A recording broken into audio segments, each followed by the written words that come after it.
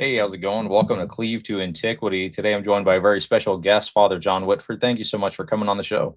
Thanks. Thanks for having me on.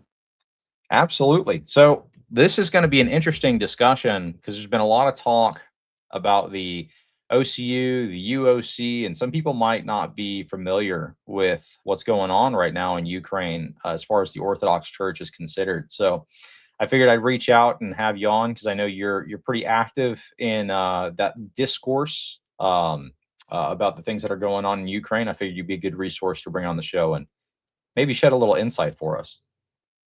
Sure. And I should preface my comments by just saying I'm not an official spokesman for the Russian Church abroad. I'm speaking for myself. But the UOC stands for the Ukrainian Orthodox Church, and OCU stands for the Orthodox Church of Ukraine or in Ukraine, something like that. But that's the fake church that's under Epiphany, as I like to call them. And that was a church that was established after Hillary Clinton floated a $20 million bribe to Patriarch Bartholomew, and he accepted it. Unfortunately, the conversation reportedly went that when she was talking about him recognizing a uh, Russian-free Ukrainian church, that he was giving all the reasons why he couldn't do that. It caused a schism. Mhm. But she then said, "Well, would $20 million help to make that decision easier?" And apparently, the answer was yes. And there's multiple sources for this, so it's not really disputable that it happened. So that began under the Obama administration, but then Mike Pompeo, under the first Trump administration, actually brought it to fruition, and he's bragged about it, and there are recordings of him doing so. So there's really no dispute about that either. And our government used diplomats to go around to various Orthodox countries and try to put pressure on the church to recognize this church. Mhm. And it only worked partially in Greece and Cyprus, and it did work in Alexandria, even though the Patriarch of Alexandria had assured the Ukrainian church that he would be with them forever. I think he was a graduate of the Odessa Theological Academy, so he had a lot of ties with the Ukrainian church, and he admonished the people of Ukraine to remain loyal to Metropolitan Nufri. But some kind of pressure was brought to bear on him, and he flipped. Mhm. And but so far, nobody else has recognized this church as legitimate, and yet it's used as a cover for what they're doing to the real church. And you'll often hear people like Joe Wilson saying, "Well, the Ukrainian church says there's no persecution," and they're referring to Epiphany's church when they say Right. that. Right. Um, but the persecution of the Ukrainian Orthodox Church really began under back in 2014, right after the U.S. sponsored coup that happened there, and it's only the war into I mean, there was a war going on in eastern Ukraine that began around that same time, but usually the people uh, somehow use the Russian invasion in 2022 as the justification for the persecution of the church, but it was well underway long before that. And you had the fake church established officially in 2019 in the early months, and they've been seizing churches ever since, even before that. But they really started to do it in a much greater numbers after that. And the war has just been used as a pretext for heating the whole thing up and doing it more rapidly than they were doing before. Yep. The Metropolitan Nufri condemned the Russian invasion, and most of the people fighting on the front for Ukraine were baptized in the same church that Metropolitan Nufri is the head of. And you've even had funerals for Ukrainian soldiers that have been disrupted by uh, these paleo-Nazi groups that they have in Ukraine. They're not neo-Nazis because they're actually organically connected with the Nazis that they had in Western Ukraine at the end of World War II, which our CIA cultivated uh, as uh, as assets, around Mhm. that time. And so the idea that the Ukrainian church is some sort of Russian intel asset is just really ridiculous. There's no evidence of that. There's a couple Right. of cases they can point to where maybe some priest in some part of the part of Ukraine was uh, pro-Russian and supposedly collaborating with the Russians or something like that. But there have been a lot more people in the secret police in Ukraine that have turned out to be Russian agents than there have been priests or bishops in the Ukrainian Orthodox Church. And so, if you're going to use the excuse of a few people to blame the whole group, then they should abolish their secret police. But their secret police is the organization that's primarily behind the persecution. Hmm. And also the Union of Orthodox Journalists is tarred as some sort of a Kremlin mouthpiece. But anyone who actually reads the Union of Orthodox Journalists would know that that's not true. They've been very critical of the Russian invasion. They regularly report about when Russian shelling damages a church or when a priest gets killed as a result of fighting. They don't report about when the Ukrainians do it. And they don't do that not because it doesn't happen, but because they don't want to be tarred as being Russian assets. And it's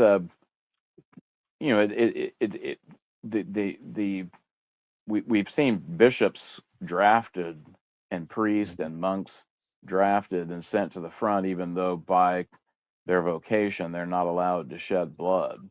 So they're basically being sent just to be killed.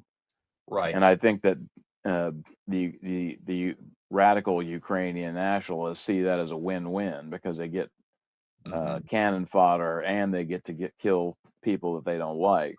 Yeah, for those that are not familiar with what's going on over there, basically what they're doing is they're drafting the canonical Orthodox clergy to go and fight on the front lines, and they're using them as cannon fodder.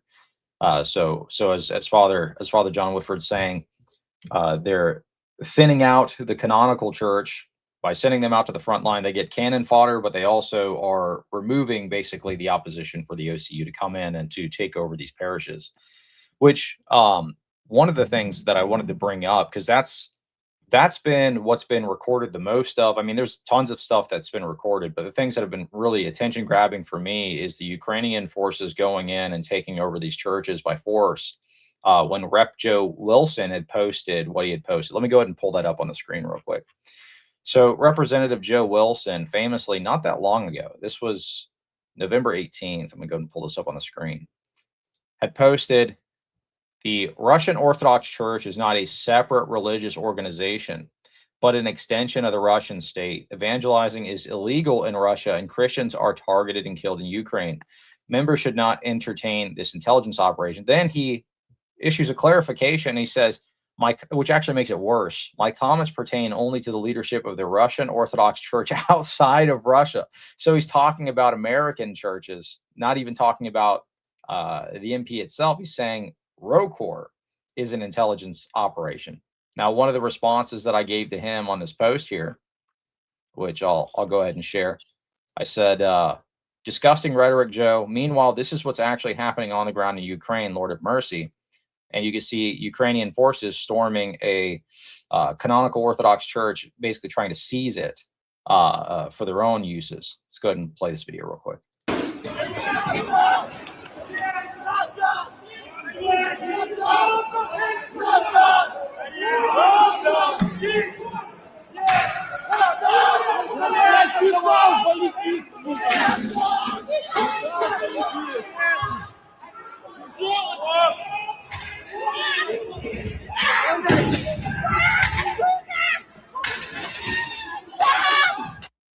So you get the point. So this is what's actually happening on the ground. I mean, there are some much more graphic videos I won't show on YouTube, but they're going in and they're seizing these churches by force. It's really a sad thing to witness. But what are your thoughts on this and his rhetoric, Father John? Well, his missive to Pam Bondi asking that we be investigated was sparked by my daughter Catherine Whiteford and some other people meeting with Anna Paulina Luna and a few other people in D.C. which happened in November. And the providential aspect of this is kind of interesting, because originally we were going to be doing the big effort on that same day, but the government shutdown caused them to decide to reschedule the main effort for December. But they had these meetings set up, so they went ahead and met with them, and they had Metropolitan Nicholas and the Bishop John Abdullah, a very Russian KGB sounding name, of the Antiochian Archdiocese, along with representatives from the OCA and the Serbians. And so Joe Wilson has this freak out and accuses ROCOR of being, communist agents. Mhm. And this outraged most Orthodox Christians in America that were aware of it. And the archons actually issued a statement saying, "Yeah, Joe, thank you, and Yeah, I saw we that. appreciate you're right on the money." Well, the OCA and the Antiochians and the Serbs were very unhappy with this, and my understanding is that they actually threatened to leave the assembly of bishops if Mhm. Archbishop Elphidiforis didn't issue a retraction, which he sort of did. But the Archon statement's still on their website. The Greek Archdiocese, social media platforms that had reposted that letter took it down, but the Archon statement is still up. Mhm. But but it would seem Talking that about was the Greek Go Archons. right. And the Archons are like the big shots in the ecumenical patriarchate, mostly given that designation because they donate a lot of money to the ecumenical patriarchate. And so the outrage that all this sparked resulted in a lot more people coming to DC when we actually did the effort, which, had we gone ahead and done the big effort on the original date, I think we might have had half or less of the people that we actually wound up having. Mhm. And it was very much a pan-Orthodox effort. There were lots of Greeks. As a matter of fact, they had made signs that said Greeks for the UOC, Right. and there were a lot of Greeks that lined up to take that sign because they were there. And one of whom was Stefano Forte, who is the head of the New York City Young Republicans, and he actually spoke at the press conference that we had, and actually their organization co-sponsored the event. And the New York City Young Republicans is not to be confused with the New York State Young Republicans that had that text message scandal a little bit ago. That's a good distinction to make. It's a different organization, but Yes. we had lots of Antiochians. We Mhm. had Serbs. At the December event. We had a Serbian bishop, Bishop Seraphim, and Bishop John Abdullah came again, and and this time Metropolitan Nicholas didn't come, but Bishop Theodosi of Seattle, who's now the new bishop of Manhattan, Mhm. came. And it was good that he came because he was actually born and raised in Kiev. And in his talk at the press conference, he compared what is going on today with the persecution of the church under the Soviets. And the thing is, during his lifetime, the persecution under the Soviets was not nearly as bad as what's going on right now. If you go back to the 20s and 30s, you would say it was worse. But if you're Right. talking about, the 1960s, 70s, and 80s, it was not nearly as bad in the Soviet Union as it is right now under the government that our government funds and Mhm. arms. And Yeah. Yeah, I completely agree. One point that I wanted to make before we moved on too far was, we're mentioning Greek priests and clergy, so on and so forth, coming to the event in support of the canonical UOC. Now, when we're talking about the ecumenical patriarchate and we're talking about these kind of ties and motivations and things like that, I want to make something very clear. That's not to insinuate that all of the Greek Orthodox American priests support what's going on as far as the OCU is concerned, as far as the ecumenical patriarchate pushing for this kind of schismatic group to take power in Ukraine. A lot of them actually are, quite frankly, very against this. And I just want to make that clear because I do have quite a few Greek Orthodox priests who I know and love that watch this channel that will reach out and support whenever I mention, what's going on, especially as far as the corruption with the ecumenical patriarchate. Actually, after that show I did with Jay, where we were talking about the CIA ties to the EP as far back as Athenagoras, I had some Greek priests reach out that were saying that was pretty spot on and things like that. And they were like, if there was ever any kind of false union, we wouldn't go along, like we're not doing that. So I know a lot of Greek priests personally, and all of them that I've talked to about this have expressed their support for the canonical church and their disagreement with what the ecumenical patriarch had done. And I know of at least one Greek priest that got up and said this from the Ambon, and I won't name him because I don't want to get him into any trouble.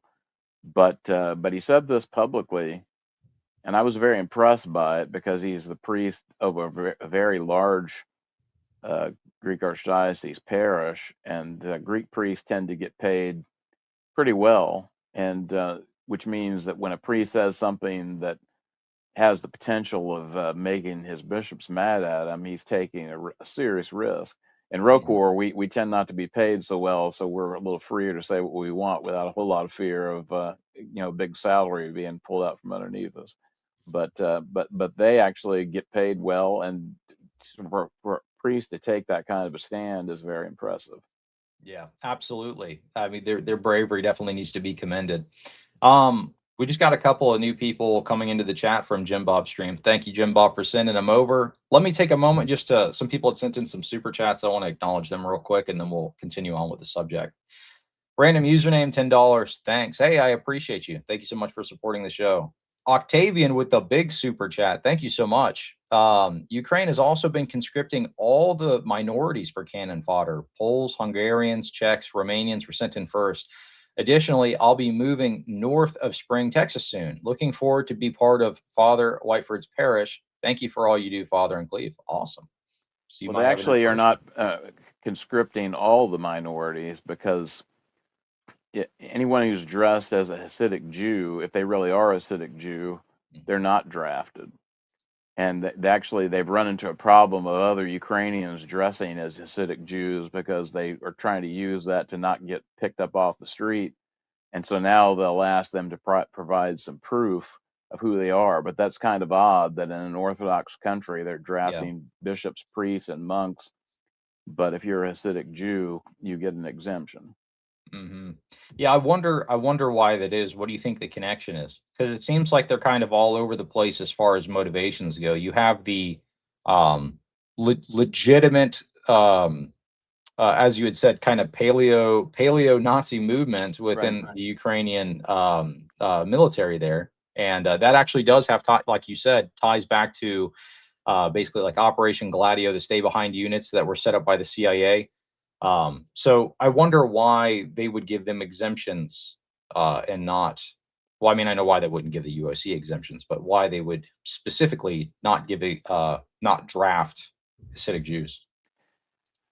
I suspect it's not because they necessarily hold Jews in any special regard. I think it's probably because they're concerned about the blowback that they might get from, Israel or even the United States because of the kind of concerns that might be expressed by people who would have influence. Yeah, that makes sense. And as you said, you see all these neo-Nazi or paleo-Nazi thugs that are tearing up churches and stuff like that. Those guys are young, spry men, Ukrainian nationalists. Why are they not at the front? Well, they're going after these minority groups, and they'll go after native Russian speakers before they'll go after these people because they're kind of holding them in reserve. Not to say there are none of those people at the front, but they're certainly not getting picked up off the street. Right. Contemporary Compendium, thank you so much. Gifted 10 memberships. Wow, I really appreciate that. That's awesome. Thank you so much. Octavian sends in $2. Everyone's getting circumcised. Lord of mercy. Uh, thank you for the super chat. Post Protestant. Father John is the best. He's helping us transition out of our church where we pastor. I'm excited to become Orthodox. Wow, praise God. So you were a Protestant pastor that's converting to Orthodoxy? Awesome. Yeah, that's who he is. Yeah, I know who he is. But it's a pretty amazing story. I'm looking forward to seeing him making that full transition.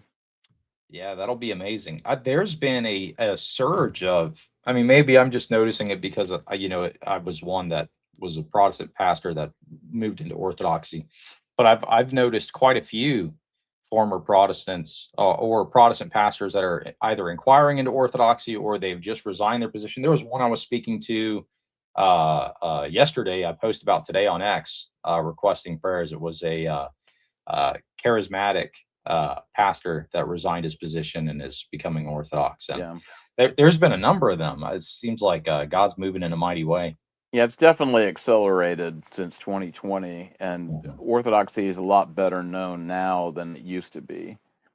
I mean, just for example, I'm a Bible nerd, and I like to watch some YouTube channels where they'll review different Bibles and stuff like that. And I've noticed that they routinely will talk about not just Catholics now that use the Deuterocanonical books, but they'll talk about Orthodox and Catholics. And they'll even talk about things like the Orthodox Study of Bible or other editions of the Bible that are coming out that are being produced by Orthodox people. And so that's a level of awareness that you just didn't have before. And I think so many people have started coming over to Orthodoxy they can't ignore it anymore. Right. Brother Allen says, must be James White. I wish. That would be awesome if James White, became Orthodox or something like that. That'd be I'm not amazing. holding my breath on that one, but it would be nice if it did. I was pretty mad at Redeemed Zoomer when he made that video with that with Eric from Catholic_Christian that said he said Gavin Ortland's becoming Orthodox or something. I was like, what? Like Gavin Ortland's my buddy. I'm like, why didn't he text me or something? Like, I'm like, wow, that's amazing. And it was a prank. I was like, oh, come on, man. Well, it wouldn't surprise me if it actually happened at some point. I like yourself. I mean, I think when you have someone who really starts digging into Orthodoxy to try to refute it, the chances that they're going to convert are dramatically higher than than the average population. I think that's probably true. And he's interacting with Orthodox figures. I mean, I don't know. I can't speak to his heart, and he's never really reached out to me about any of that. So, but pray for him because it's not outside of the realm of possibility. That would be amazing. All right, so let's dive back into the subject at hand. I wanted to bring up something that I had noticed across social media with a couple of people in politics, but we'll go back to Rep. Joe Wilson. So he had hold on, where's the oh, this is not the one that I wanted to bookmark. But anyway, he was trying to basically draw a line between the Moscow Patriarchate and the Ecumenical Patriarchate. And he made a post. I didn't bookmark the right one, but it said one is like the blesser of bombs. The other one was like the protector of peace, talking about the Ecumenical Patriarchate. So it seems like there's a bit of a divide and conquer tactic going on right now in the U.S. political system. What are your thoughts on that? Well, I think he's trying to dig himself out of the hole because he started hearing from his constituents that are Orthodox and expressing their disapproval to what he had to say. He has a Rokor parish in his district, but he has a couple of OCA parishes and I think at least one or two Greek parishes. And so he's trying to do damage control and say, I'm just talking about those bad ones over there. But the thing is, I wasn't aware of this, but Rokor has no bishops that were born in Russia at this time. Our metropolitan was born and raised in Trenton, New Jersey, and so the idea of portraying Rokor as this bastion of Kremlin assets is ridiculous. Rokor was established because you had Russians that were fleeing the Soviet Union, right? And so it was established to provide a canonical framework for clergy and laity that wouldn't have a connection with the Moscow Patriarchate, not because Rocor was condemning the Moscow Patriarchate, as some people would like to say, because Rocor actually officially never did. Some people in it did, but the Rocor never did. But because the Moscow Patriarchate was under the thumb of the Soviets, and obviously they didn't want to be in a situation where they couldn't trust the decisions that were being made by their leaders. And so Patriarch Tikhon actually, before he reposed, issued an ukaz, or a decree, that allowed for the establishment of independent ecclesiastical bodies during the Russian Civil War. And so that was the canonical basis for the establishment of Rocor. And during the Cold War, Rocor was, considered by the CIA to be essentially an asset of the CIA. I mean, I think our bishops didn't consider themselves to be such, but they felt perfectly okay with passing on any information that they had that they thought might be helpful. Anytime any of our clergy would visit the Soviet Union, when they would come back, the CIA would be anxious to hear anything they had to say about it. And what's interesting about Joe Wilson's initial post is he screenshot a e-message that was sent out by Father Victor Potapov in DC, where he was encouraging people to participate in the Day of Action. And Father Victor Potapov, his whole career was working for the Voice of America and doing religious broadcasts that were transmitted by radio into the Soviet Union. And so to say he was some sort of a Kremlin asset is ridiculous. Right. After the Soviet Union collapsed in 1991, Rocor waited how many years? Subtract 2007 from 1991. I mean, you're talking, a good bit of time passed. What was that? 16 years, I guess. Mhm. And because Rocor was not anxious to reconcile with the Moscow Patriarchate until they were sure what they were dealing with, that the Soviet Union wasn't going to just come right back, and they would have already put themselves in a position where they would have to deal with that kind of stuff directly in terms of influence from the Soviet government. And it was looking at what happened in the Russian Church after the collapse of the Soviet Union that eventually led to reconciliation, because the statutes of Rocor always called for reconciliation with the Mother Church once Soviet persecution ceased. And but even still, we waited that amount of time before we reconciled with them, and it certainly was not totally uncontroversial within Rocor. But we made the decision to go ahead and do it, and I haven't had any regrets, and I don't think most people in Rocor have.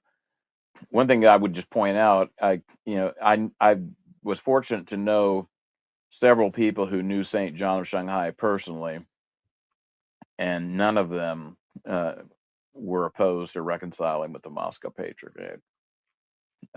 And so I think that was a positive thing. Now, Patriarch Kirill has been criticized a lot since the Russian invasion, because he certainly has expressed support for what Russia has been doing. But one thing I would point out is there's not been a meeting of all the bishops of the Russian Church since that time, just because the war has made getting all the bishops into a single meeting essentially impossible for the time being. Right. And so there is no official Russian position, Russian Church position on the war. Patriarch Kirill has expressed his own opinions. But, about a year ago, I had some reporters from the BBC that interviewed me and a few other people, and they wound up doing sort of a hit piece kind of article. But they didn't play this or talk about what I told them in response to this question, but they basically were asking me, well, what do I think about Patriarch Kirill and the things that he said about the war? Mm-hmm. And I said, it's very rare that a bishop of a country has ever condemned their government when they're were at war, and when Right. their young people were at the front. And I pointed, because these people were both English. I said, the most despicable military action in modern history that I can think of is the Opium Wars. Hmm. And did the Archbishop of Canterbury condemn that at the time? I don't think he did, Right. because the parents of the young men that were fighting in that war probably wouldn't have appreciated them condemning a war where their kids were risking their lives, and many of whom were killed as a result of it. Right. Um, The shepherd of their souls coming out and saying, "Hey, your kids are basically fighting an unjust war and are out there sinning right now and might die in their sins." right. It's maybe not a good, not a great statement to make for the families that you're shepherding. But as I said, Metropolitan Onufri did condemn the war, and he Mhm. supported the Ukrainian war effort. As a matter of fact, Ukrainian churches have raised a lot of money to buy things like body armor and even vehicles for Mhm. the Ukrainian military. So, uh, while one might not be happy with some things that Patriarch Kirill has said, a lot of what Right. he's been reported to have said, he actually didn't say. Like, it's often been said that he was promising that anyone who died fighting Ukraine would go straight to heaven, and he didn't say that. And I have an article on the subject for anyone who's interested.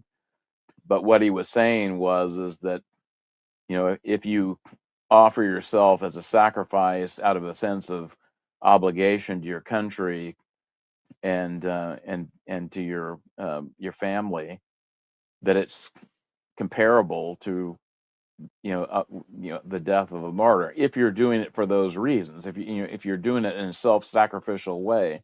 Mhm. But what he said would apply to Ukrainian soldiers fighting for their country and their families too. And he actually began the sermon in question by talking about how it was a fratricidal war, and we pray that it ends. Right. But even still, say whatever you want about Patriarch Kirill. Metropolitan Ufri has declared, not just him, but the bishops of the Ukrainian Orthodox Church have declared themselves to be independent, and they're not taking any direction from Moscow. Mhm. And so, what Russia does, or what the Moscow Patriarchate does, really doesn't tell you anything about the Ukrainian Orthodox Church. Right. And The and canonical it, UOC. Yeah. Yeah, and even if you think Putin's the devil and that the Russians are eating Ukrainian children over, barbecue bonfires or whatever, uh, that's not the Ukrainian Orthodox Church. Mhm. Uh, and when we made the effort in D.C., one of the things that we made clear to our own people before they went and talked to the various members of Congress is that we are not asking that funding be cut to Ukraine. We're not asking that arms shipments be stopped. We're simply asking that a government that we're funding and arming stop persecuting innocent people. And that really ought to be an uncontroversial thing. That ought to be something that everyone can agree with. And if you think about World War II, the Vatican was right in the middle of Mussolini's Italy, and they had a concordat with Hitler. And so if the United States government had taken the view that the Ukrainian government is taking, we would have said, well, we're going to ban the Roman Catholic Church, and Mhm. everybody has to move over to the old Catholic Church because they're independent of the Vatican. So we want you all to become old Catholics. Well, it would have been comparable, except the Roman Catholic Church is a much smaller percentage of the population than the Ukrainian Orthodox Church. So it's even more Right. ridiculous that they would do it in Ukraine. But in the United States, even though we actually put Japanese citizens in concentration camps, we made quite a bit of newsreel footage about how loyal they were, and all the men who volunteered to go fight for the United States, and not to mention Germans and Italians. So we tried to send the message to everyone: we're all Americans, we're all united in this effort to fight for our country. But what Ukraine is doing is really self-defeating, because they're dividing their country at a time Yeah. when they should be uniting them. And all these men who are baptized in the same church that Metropolitan Onufri is the head of, fighting on the front, there's got to be at least a few of them that have had reason to think, why am I fighting for a country that's beating up my grandma because she wants to Yeah. go to church? Because that's literally what they're doing. Yes. And there are Ukrainian soldiers that have made videos to that effect. So they're not helping themselves, and they're certainly not helping their standing in the international community. But then these Ukrainian activists, usually people who are on the payroll of the United States, either directly or indirectly, say, well, see, you're discrediting the Ukrainian government by pointing out that they're doing these things. Of course, they'll usually just deny that these things are happening, even though they actually passed a law 3894, where they banned the Ukrainian Orthodox Church. And they've been implementing it. It's a matter of official policy. It's not, we're not talking about a conspiracy theory. We're not talking about what may or may not have happened in Fort Huachuca or something like that. We're talking about something that is on the books. There's video of these government officials talking about implementing these things. There are court cases and trials. There are bishops in prison. Metropolitan Arseni has been in pretrial detention for nearly 2 years, despite that he has a serious heart condition, and he's been, for the most part, denied proper medical treatment, and hasn't had his day in court yet. And he's accused of divulging military secrets because in a sermon he complained about police checkpoints preventing people from coming to church. He didn't even say where these checkpoints were, and these were not military checkpoints, they were police checkpoints. And so the law doesn't even apply to those. And so these are all things that are not secret. And so they're shooting themselves in the foot and reloading and shooting themselves in the other foot. And if they don't like people like us pointing out what they're doing, there's a very simple solution. And they could shut our mouths tomorrow if they just stop doing those things. All they got to do is stop persecuting innocent people, and then I won't have anything else to say about it. That's right. Because we all have our opinions about things. I have my opinions, but I don't talk about who's right or wrong in terms of the politics or the war, because if you just talk about the Ukrainians in my parish, not the Russians, not the various other ethnic groups or the Americans in my parish, just the Ukrainians in my parish, I have people who are on both sides of the issue. I have someone in my parish that's from Donetsk, and I can assure you that their opinion about what Russia's doing is very different than some of my other parishioners who support Metropolitan Onufri, of course, but they don't appreciate being invaded. Well, you know what? Nobody likes being invaded. When the Union invaded the South, there were a lot of pro-Union Southerners at the beginning of the war. As a matter of fact, like Virginia voted against seceding initially. It was only when Lincoln called for 75,000 troops to invade the states that did secede that Virginia changed its mind and said, okay, this is not constitutional. And he did this without Congress, mind you. This is not constitutional, and so we're seceding now. But pro-Union sentiment was huge. But when you're on the receiving end of an invasion, that has a way of uniting people against the invader. And so lots of people became staunch Confederates that were very adamantly pro-Union. Jubal Early, who's like considered to be the father of the so-called lost cause myth, he was adamantly pro-Union and was against secession. He used every means he had to try to defeat secession in Virginia because he was such a staunch Unionist at the beginning of the war. Well, in Ukraine, I'm sure people had all kinds of different opinions about Russia before the war, but it doesn't surprise me that people who are on the receiving end of invasion are largely not in favor of that. But there are different opinions in Ukraine even still, and because I have to pastor all these people, and I have to love them, and I don't want them to think that I'm, am taking sides against their families. Mhm. I keep my opinions about the war private. I'm not getting up on Sunday and talking about who's right or who's wrong. Right. But the war, I will say the war should stop. And since I'm an American citizen, I'll say the American government shouldn't have done what they did to create the situation where the war was likely. Yes. And they also should not be doing the things they've been doing to try to divide my church. Mhm. That's the biggest issue for me. So And so, let me touch on a few things here. So just for the people in the audience, basically what's going on is the United States and other countries in the West are funding the Ukrainian versus the Russian war. We just saw, this is something we haven't discussed yet, but we just saw Boris Johnson send billions of dollars to Zelensky to continue the war effort. We saw, I forget, I believe it was France match the funding there as well. Boris Johnson, they had sold one of the UK's football teams in order to send this money over to Zelensky. So they don't have any interest in, the Ukrainians don't have any interest in stopping the war anytime soon. They're making a lot of money. This just happened this last month. But what had happened recently, as far as the Orthodox Church goes, is there was for those that are watching, I know you're aware of this because you were involved, Father John. But there was a delegation sent to DC to basically talk about the situation of the Christian persecution going on in Ukraine. The canonical Ukrainian Orthodox Church, the UOC. There are clergy that are imprisoned, as we were just saying. There's bishops that are imprisoned, churches that are being desecrated.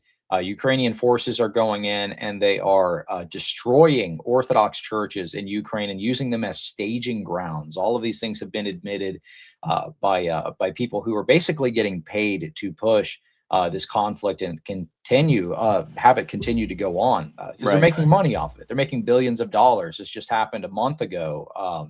Basically, Zelensky got $8 billion just from two grants from two nations. That's not to say how much money they're making in assets, military assets, weapons, vehicles, so on and so forth. So they really don't have any motivation outside of maybe if there was going to be some kind of a push from the U.S. or so on and so forth to end the conflict. But what we're focused on right now is the persecution of Christians, which should concern everybody. But what happened was when the delegation was sent to D.C., there was a huge response from people online, some of the people you said probably on the payroll making money from the conflict. But this is some of the statements that they made. I'm going to go ahead and share my screen now. So this is footage from the delegation that was sent to DC. You might notice a couple of people in here. This is Father Chris, who's been on my show a couple of times. He was there at DC. See, they're waving. Hi, how's it going? Nice, friendly walk by or whatever. But they basically accused everybody here of being like a KGB Kremlin asset, which is ridiculous. Father Chris is one of the nicest people you'll ever meet. He does Subnautica Let's Plays. He does RimWorld Let's Plays. I mean, he's, a very nice guy. Definitely not a KGB asset. And a military veteran, by the way. Yes. He's awesome. But this is what Katerina says. As a religious person, this makes me very sad. Russian Orthodox priests from other countries operating under the Russian Patriarchate have recently been lobbying U.S. Congress. They're trying to convince people that Ukrainians themselves are to blame for Russia's war. Under Stalin, Russia wiped out, yada, yada.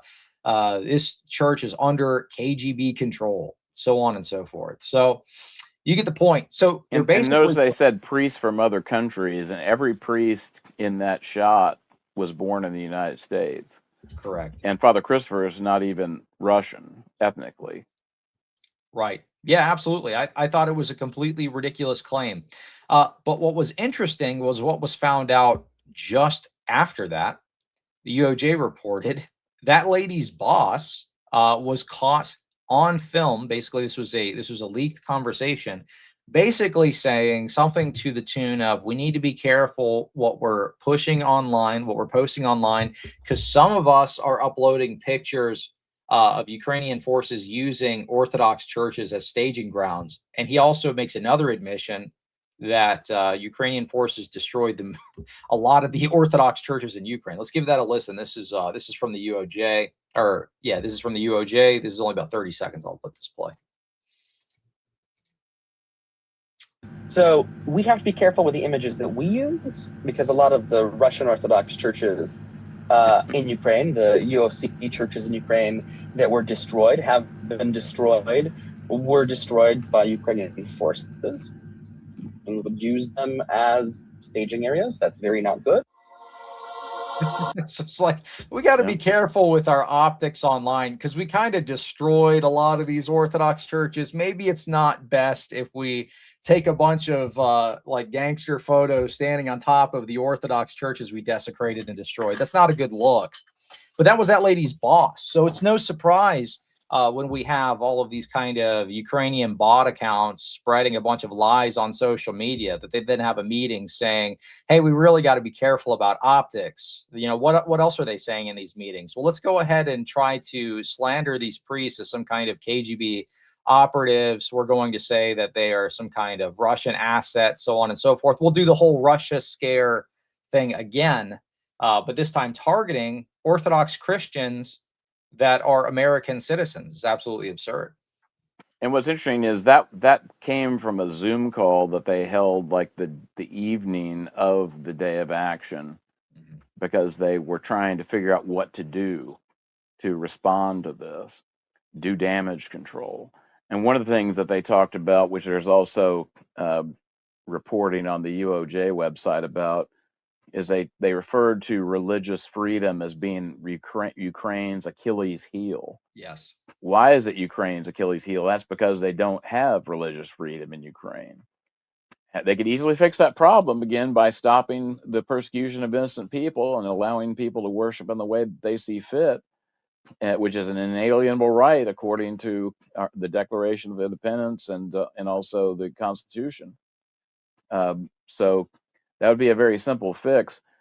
But they threw this Zoom call together, and they didn't make the effort to filter out people who might be recording this that were not on their side, and that's the reason why all this stuff came out. But that woman whose tweet you were looking at, you know, she's fresh off the boat from Ukraine, probably not even an American citizen, but certainly if she is, she's a fairly recently minted American citizen. And she's talking to people who are American citizens and calling them foreigners and Russian agents and stuff like that, which is ridiculous. My son-in-law, Ben Dixon, who's along with my daughter was the one that primarily organized the whole event. He's a veteran of Iraq and Afghanistan. You know, I found out that Joe Wilson is my cousin. His mother was my 7th cousin, and his father was my 8th cousin, because my family goes back to before the Mayflower, and so I knew just from where he lived that we probably had to be related, because a lot of my family comes from right in that district that he's the congressman of. And sure enough, and if you go up every generation on his family tree, I have different lines of connections to him. So he's not talking about foreigners. He's talking about American citizens. And in America, we have a First Amendment, which gives us not only the freedom of religion, but it also gives us freedom of speech. And we certainly have the right to petition our elected representatives for the redress of grievances, which is what we were doing. Everything we were doing is totally in the flag waving American tradition. And yet he's asking the deep state to investigate us and punish us for speaking the truth about what's going on in Ukraine. And what's really crazy, and most people are unaware of this, is these Ukrainian lobbyists are in DC every day that Congress is in session. They're constantly meeting with representatives and telling their side of the story. We had 2 days in DC where we went around and we told the other side of the story, and yet they're in panic mode, because lies have to be told over and over again and not contradicted for people to believe it. But the truth is recognized as the truth pretty easily. You don't have to hear it one time. And that's what they're freaking out about. And you'll notice that all the criticisms of what happened, they always obfuscate what we were actually talking about and what we were asking for. They will not, in any of their criticisms, admit that we were simply asking for this ceasing of the persecution of the Ukrainian Orthodox Church. Stop beating up old ladies that want to Yes. go to church. Stop disrupting services. Stop stealing churches from the people who actually go there. That's all we were asking for. We were not saying Putin's great. We weren't. If Putin was behind what we were doing, probably we would have said, "Hey, all those sanctions you got against Russia, we need to stop that." Right. We didn't do that. We certainly were not asking for the Ukrainian government's funding or military weapon supply to be cut. And so if Putin was funding what we were doing, he would have to be the most altruistic Christian leader on the face of the planet, because all he was trying to do was to stop the persecution of innocent people, if in fact Right. you're going to believe that he was behind it. So if he's the devil, like these people want to say, that doesn't seem like a very likely story. Right. I think if you're an American, you have to oppose the persecution of Christian clergy, regardless of where they're at in the world. And we have all of this focus and attention on what's going on in Nigeria right now. We have all this focus and attention on different Protestant groups being persecuted overseas. But it seems like we're having to kind of scrape and crawl and climb against the establishment to get news out about what's going on in Ukraine, about these, the clergy being persecuted, so on and so forth. And I think some of that has to do with some of the CIA ties behind the schismatic OCU's formation. And as you were saying earlier, the ecumenical patriarchate, ecumenical patriarch Bartholomew had accepted some form of payment for its formation, for its to be made legitimate. Now, some of these concerns I brought up about the ecumenical patriarchate's ties to the CIA, I brought up in a stream that I did with Jay Dyer not that long ago, in which we went through an article by Matthew Namey, who's been on a couple of different shows, including Ancient Faith and some other programs.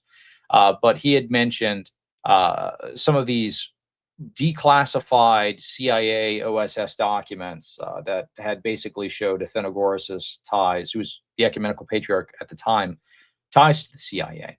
So we had just done a show on that, me and Jay Dyer, and there was a article that was released by it was the UOJ that published this, with Metropolitan Anthony's statements on some of the motivations behind Patriarch Bartholomew's actions, basically legitimizing, quote unquote, giving a support to the schismatic Ukrainian church.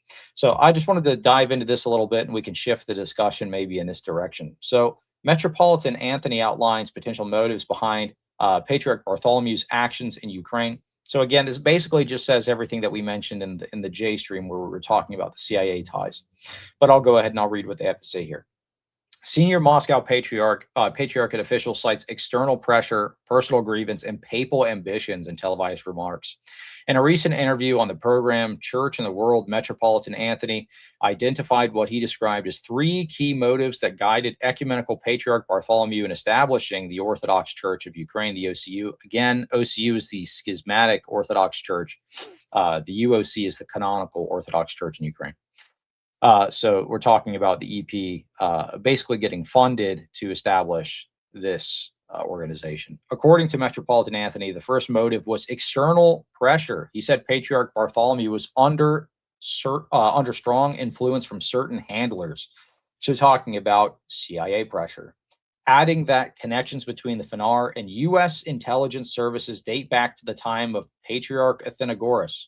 Well, there you go. We were vindicated in everything we said in that previous live stream where I had Jay on the show, who was brought to Istanbul on President Truman's plane. The second motive, he said, was personal resentment following the absence of several local churches, including the Russian Orthodox Church, from the Crete Council, which was basically a failure, organized by Patriarch Bartholomew. Patriarch Bartholomew, this is no secret, was driven by completely unchristian feelings such as revenge. When he had stated many times, Metropolitan Anthony said, he noted unresolved issues between the patriarchates of Antioch and Jerusalem, and other factors that led some churches to stay away. The Russian church was the last of them. Nevertheless, for some reason, Patriarch Bartholomew decided it was the Moscow Patriarchate that tried to derail the council. And already then, when this happened, he used the word revenge when speaking about what his reaction would be to the fact that a council that still took place ended up not being pan-Orthodox. Therefore, his personal grievance became another significant factor that led him to such an intrusion into Ukraine and interference in its church affairs. And then let's talk about the third motive here. Third motive, Metropolitan Anthony asserts, was papist ambitions. He said the patriarch began to consider himself a kind of pope in the Orthodox world, appropriating himself certain imaginary privileges, and considering himself such an absolute autocrat of the Orthodox world. He believes he can do whatever he wants, annul decisions centuries old, grant someone autocephaly or revoke autocephaly, call deposed former clergy and laymen who were never lawfully ordained bishops and priests. This, without a doubt, leads to chaos in the Orthodox world and a sharp rejection of what Patriarch Bartholomew is doing. So he gives three motivations for what Bartholomew, behind the kind of legitimate, him calling the OCU legitimate, basically. So it was the ties from external intelligence agencies, the U.S. intelligence services. Basically, he was upset about the council at Crete, that the Russian Orthodox didn't show up to the council. And then kind of to elevate his position as well, to kind of be some kind of Orthodox Pope, which we actually saw when Archbishop Elpidophoros had wrote that statement saying that Patriarch Bartholomew is first without equals. He had given him those types of honorifics. So you have all of these things kind of coalescing together for the Ecumenical Patriarchate's support of the schismatic OCU in favor of the canonical UOC, which basically just serves to drive massive divides in Ukraine. So what are your thoughts on this, Father? Well, these things are not debatable because, like the connections with the CIA and Patriarch Athenagoras, it's now, these are declassified documents that lay this out. And Matthew Namey has articles that people can refer to that bear that out. And Mike Pompeo bragged about the role that he played in establishing this fake church. Yes. And he was the head of the CIA before he became Secretary of State. And so there's just not any doubt that this is true. And the thing is, the United States government doesn't care about Orthodox theology. They don't care about Orthodox ecclesiology. All they care about is power. Yes. And they see the Russian Orthodox Church as a means of Russian influence in the world. And so they've intentionally been trying to cause schisms in the Orthodox Church to diminish that. In Moldova, which is right on the border with Ukraine, they're doing something very similar. They've used their influence over the church in Romania to establish an exarchate in Moldova, and the government, which I think it's pretty clear stole the last election and probably a couple of elections prior to that to win, has been putting increased pressure on the Moldovan Orthodox Church to try to force them into this new church and basically become part of the Romanian Patriarchate. Mm-hmm. The thing is, I've been to Moldova twice now, and I've talked to people on the grounds, and I know that this is not the popular sentiment. And Moldova is an extremely pious country. It's really an amazing place to go to, and I would encourage anyone who wants to see what an Orthodox country looks like that's a largely agrarian society still. It's pretty amazing. But the last time I was there, I got to meet again an uncle by marriage to a parishioner of mine who's a priest, and he was getting ready to go into surgery. So he came by the house to say hello, and while, before I was able to go visit his parish, he was in the hospital, and the Moldovan government, in conjunction with this Bessarabian or exarchate, as they call it, made an attempt to steal his church because he was in the hospital. So they figured now's the time to strike, and his machka was warned that this was getting ready to happen, and so she locked the church before they were able to get inside. And fortunately, it hasn't gotten to the point where they're just using steel cutters and things like that to get their way into a church despite the locks. But this happened while I was there. Mhm. And I served in that parish on St. George Day, and got to have lunch with the machka, which is the aunt by marriage of my parishioner. And she said, this is just like what they're doing in Ukraine. Yes. And these are not people who have any kind of political axis to grind. They're not trying to get Russia to invade Moldova or anything like that. They just want to have their church, which is the canonical church of Moldova, and they don't want their parishes being stole out from underneath them, because the head of Moldova, aspires to be in the EU and is basically bought and paid for by the West. And the Moldovan government, this is another thing that people need to start seeing patterns. Ukraine is probably like the last country on the planet where the average person wants to see gay marriage or gay pride parades, but they have gay pride parades in Kiev because the West demands that. And this fake church was caught on tape. The Epiphany was caught on tape being interviewed by two Russian comedians that were pretending to be Western diplomats. And they asked him, the Russian church is very homophobic and anti-LGBTQ. So would you be more open on these issues? Oh, yeah, we'll be much more open on these issues than the Russian Orthodox Church.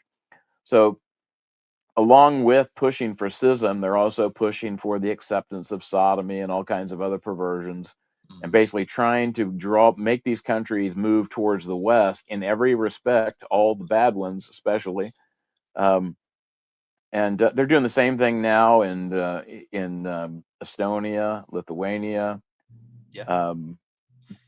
I think there's a couple other countries where they've been trying to foment schisms like that, where they're basically trying to get the government to ban the canonical church in favor of some sort of a schismatic group. Well, the reason that they have to go in and kind of push for schisms amongst the Orthodox groups as opposed to what they've done in Roman Catholicism is because we have a synodal mode of governance. So you can't just compromise one person and then the entire system comes under your control.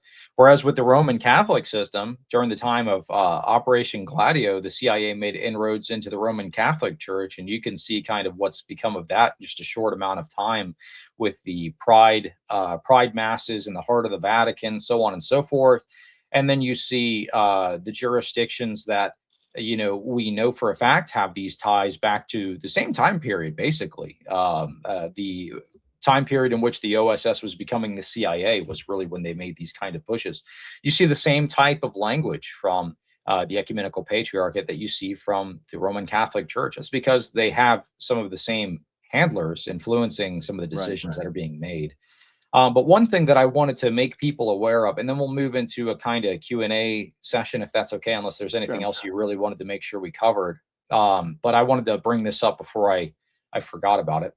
So another one of this is the one that I meant to bookmark earlier, but Joe Wilson basically says, the difference is clear. Protector of Peace, Ecumenical Patriarch Bartholomew.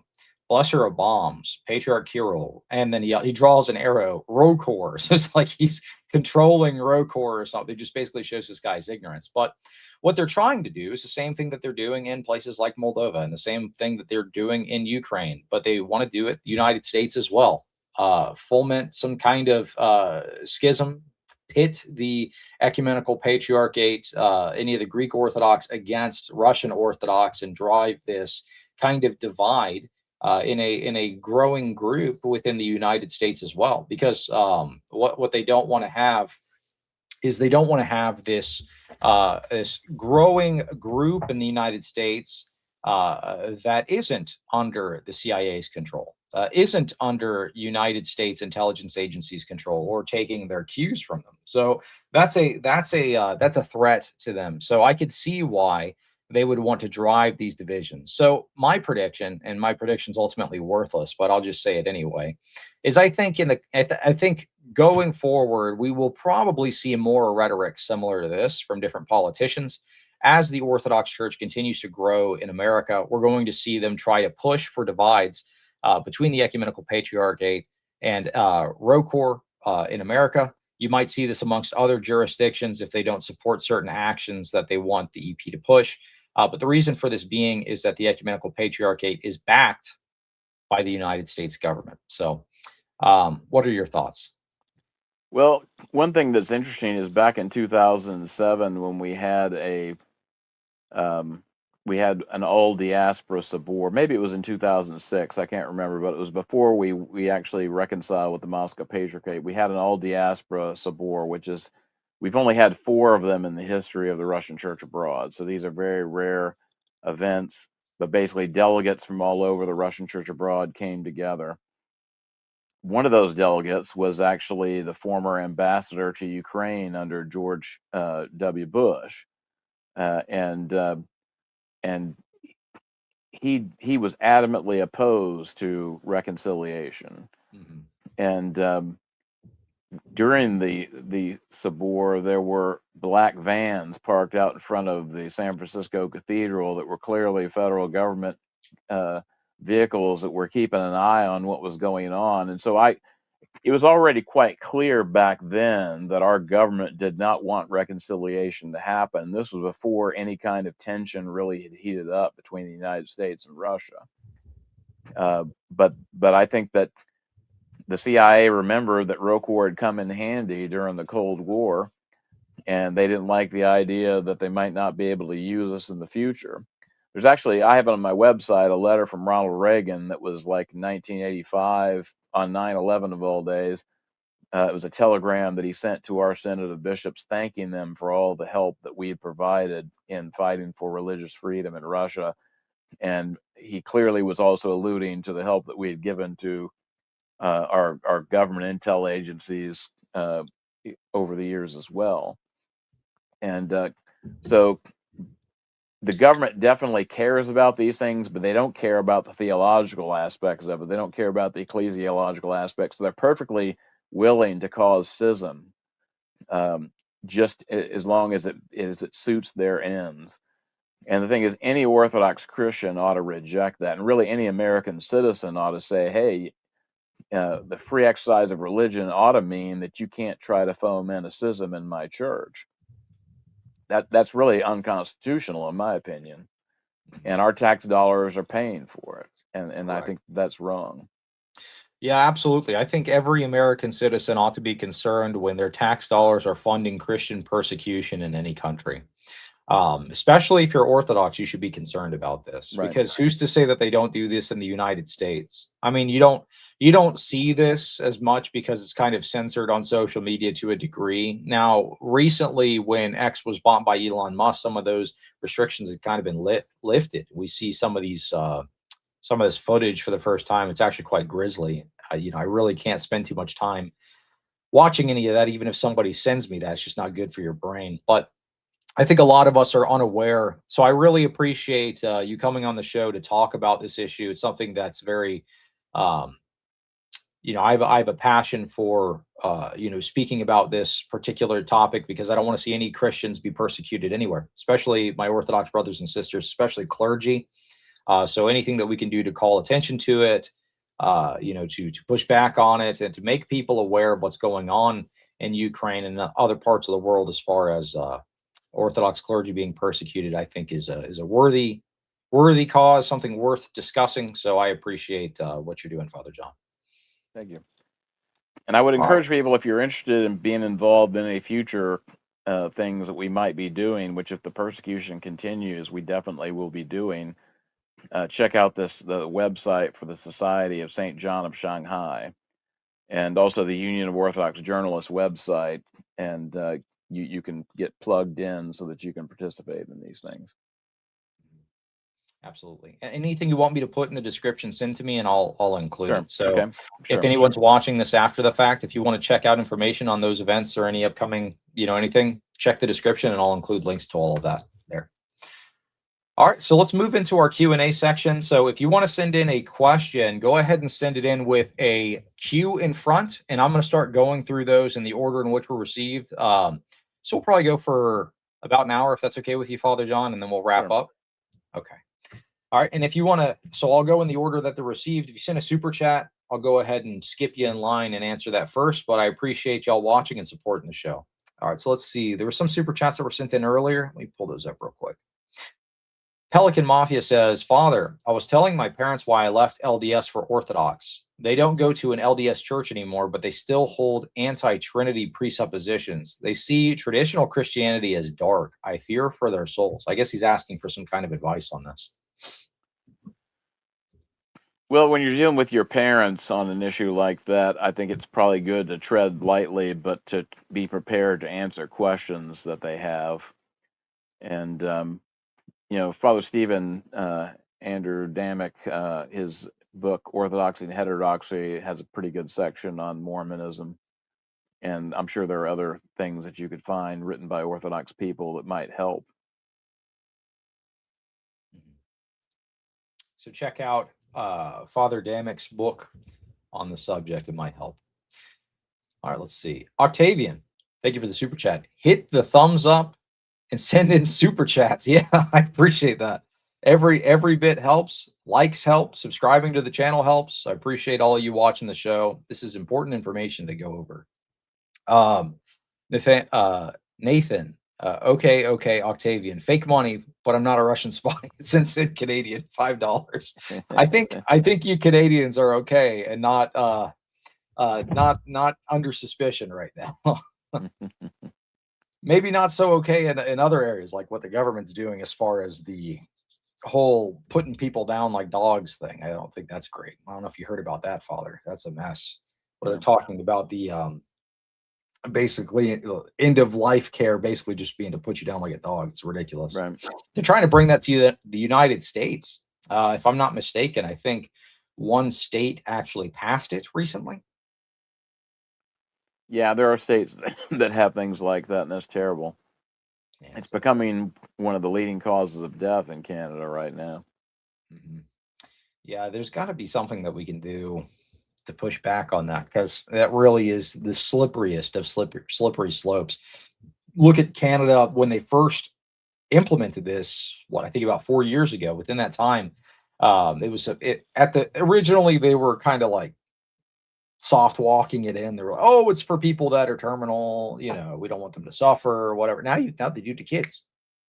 Now they do it to people that are just mentally ill. It's demonic. It's the worst thing you could possibly think of. And I do not want that in the United States. I don't want it in Canada either, for the record. Right. So, but I live in the United States, so I kind of have a little more freedom to speak out against the things that are closer to me. I don't know. At least that's the way I look at it. But that's a mess. We gotta push back on that somehow. All right, Octavian, Father Whiteford, Cleve. At this point, can we start using the word traitor for dual citizens or non-U.S. firsters? Traitor for dual citizens.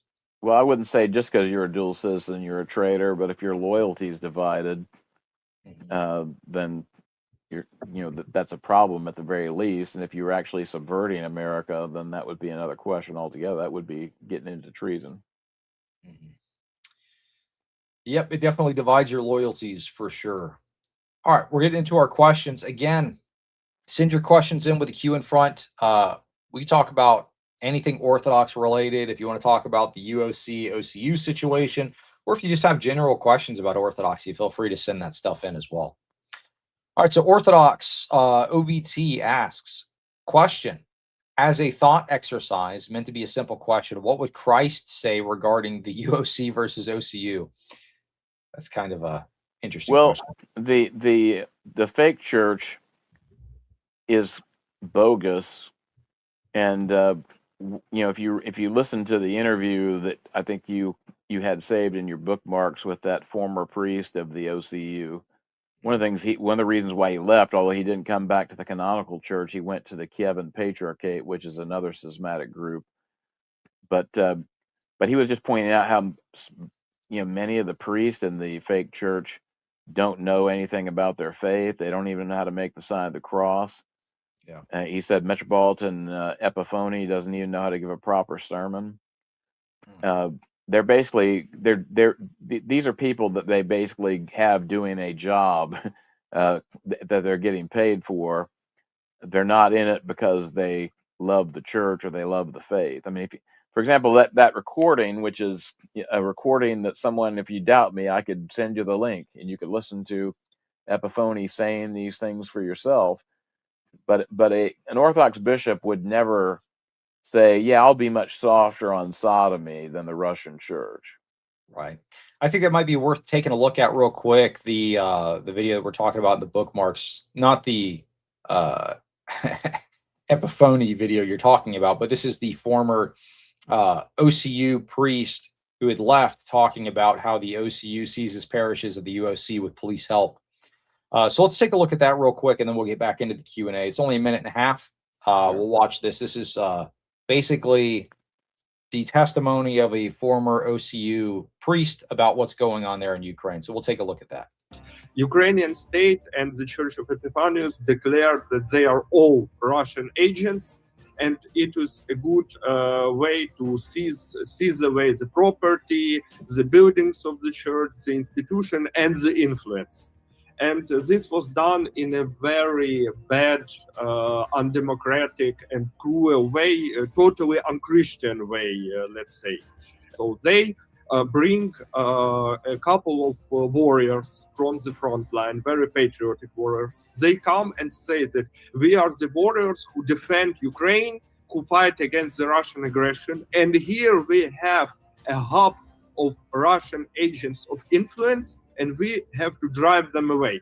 And then with the help of police and the help of local authorities, the fights begin. And if the local church community cannot gather enough people to defend themselves, usually the church building is taken away. And then this thing may be taken to court, but usually, since the courts are very corrupt in Ukraine, usually the decision remains with this national church.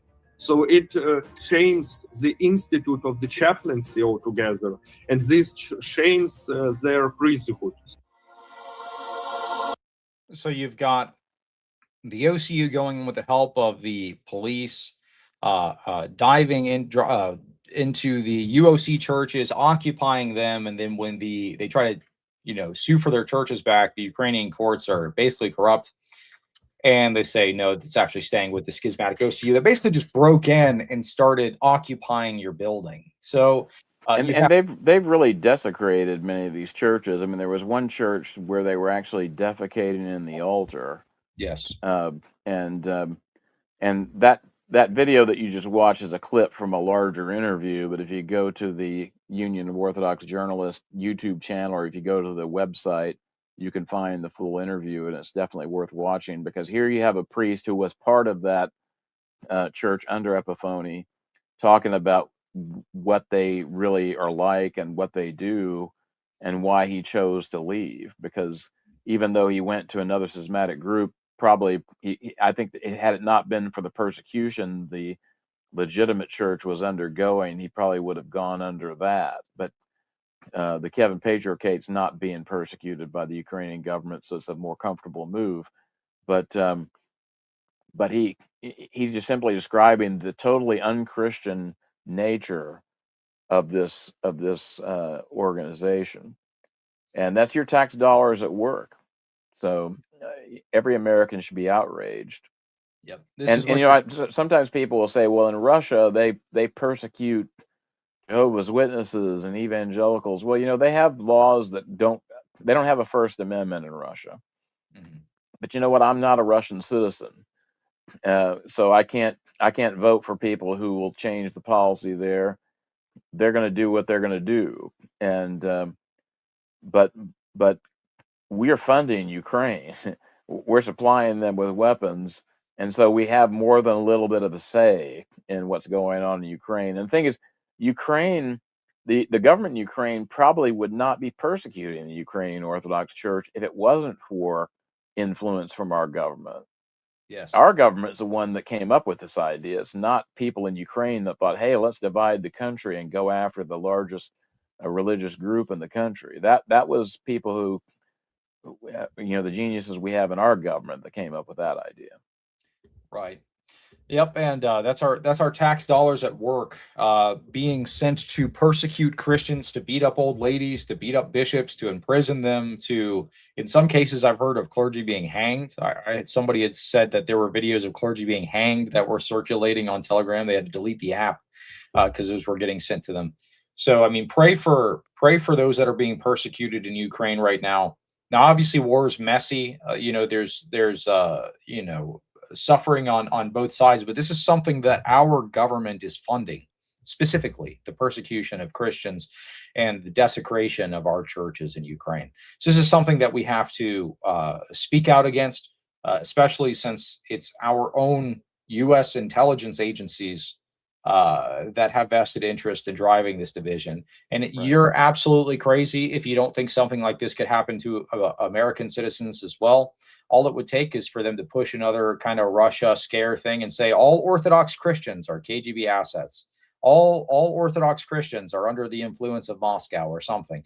And then guess what? Now they start persecuting our churches. We have to go and attend, in secret or something like that. That's not in the realm of impossibility of happening in the United States of America. I don't think it's far-fetched at all. As a matter of fact, if we actually do get into a direct shooting war with Russia, I think it's almost a certainty that it's going to happen. Yes. I've been telling my people for a long time to prepare for the possibility of persecution. If it doesn't come, you just get to die and go to heaven, and you don't lose anything. But you need to be prepared for the persecution before it happens, because once it happens, it's too late to prepare. You're basically stuck with what you got. Yeah, absolutely. Wise words. But let's stay in prayer on this particular issue, because things are dark, but it's worth speaking out on now while there is still time to speak out, and we can actually do something about it. So if you're nervous, if you're worried about this particular situation, well, consider getting involved, or writing your local representative, so on and so forth. So Octavian, $10 for more beard implants, Cleve.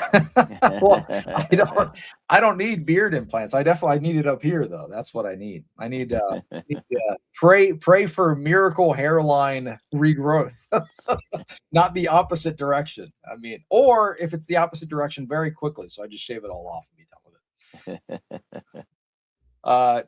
Tribulation Saints, hey, good channel, by the way. Check out his channel. What does Father Whiteford think about organizations pushing false narratives? Can this lead to persecution in the future for Orthodox Christians in America? Hey, we're just talking about that. Well, when you have people accusing and asserting, like someone like my cousin Joe, accusing ROKOR of being, a Kremlin asset, that definitely can lead to persecution. He was calling on the FBI to investigate us. Yes. And we know from, like, for example, what happened to Michael Flynn, you don't have to actually be guilty of anything for the FBI to wind up putting you behind bars and ruin your life. Yes. Because all they have to do is interview you and catch you saying something that they can construe as being a lie, and that's a felony. And back in the summer of love, my church actually had a terrorist threat against it. And I contacted the FBI, and I couldn't get them to pay any attention. And so the local authorities paid some attention, but they never, they don't have the assets to really, because it was an online threat. It would have been very easy for someone to have tracked these people down. When you look at what they did to the people at the January 6th thing, they tracked down people just because their cell phones were in the area. I mean, our government has all kinds of abilities to track down people online.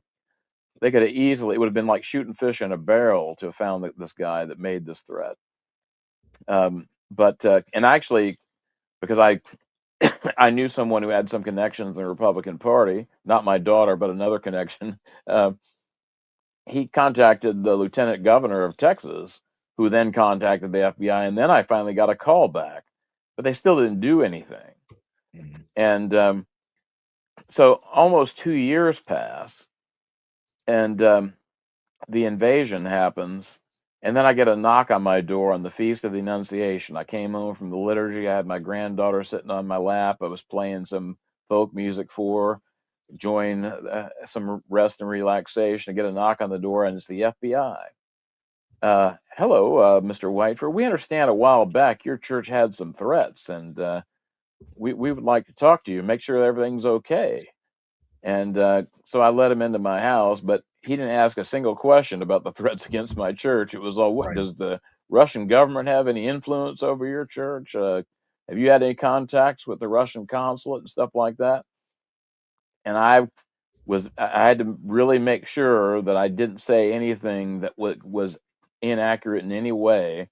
And I think they knew the answer to every question, because I have had contacts with the Russian consulate, because the Russian consul general sometimes comes to the feast day at St. Vladimir's, and I've been there when that's happened. I've met him. So, and I think that they would know that. Right. So had I forgotten and said, no, I haven't, they could have said, well, I was lying to an FBI agent and charged me with a felony. Correct. So when you're sicking the FBI on people, that's a very serious thing. And, I have no doubts that had I said anything they could have construed as being a lie, that I would not have heard the end of it. Mhm. Yep. Yeah, they can do anything to you at that point, to be honest. I mean, and if they were to call for some kind of an investigation or something like that, let's say, I don't know, you find something relatively benign, say somebody who's going to a Russian Orthodox church has a wealthy business owner or family member in Russia or something. They start to draw Right. connections that might not necessarily be so scandalous, but they spin that into something else.